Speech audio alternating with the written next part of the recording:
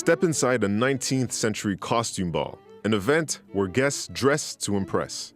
None of them were ever intended to survive beyond a single evening, and it's quite astonishing. At its new costume ball exhibition, the McCord Museum is displaying 40 outfits, some dating back 150 years.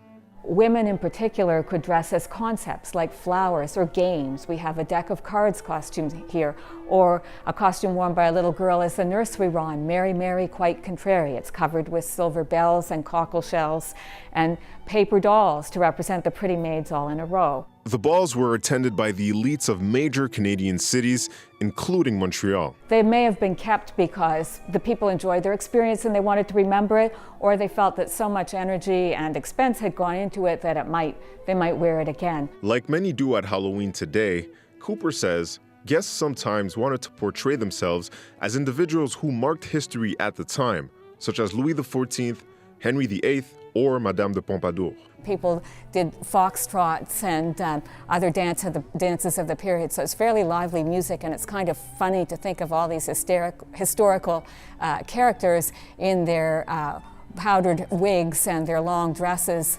dancing to that early jazz music. But the three-part exhibition also depicts what Cooper calls a very Eurocentric and colonialist vision of history.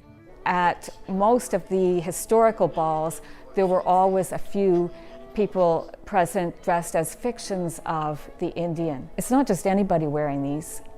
It's people in positions of power over Indigenous people. The Minister of Indian Affairs, who was responsible for some very oppressive policies. Cooper says she hopes getting an up-and-close look at these glitzy costumes will help bring to life how Canada's elite lived and partied. The exhibition runs through August 17th.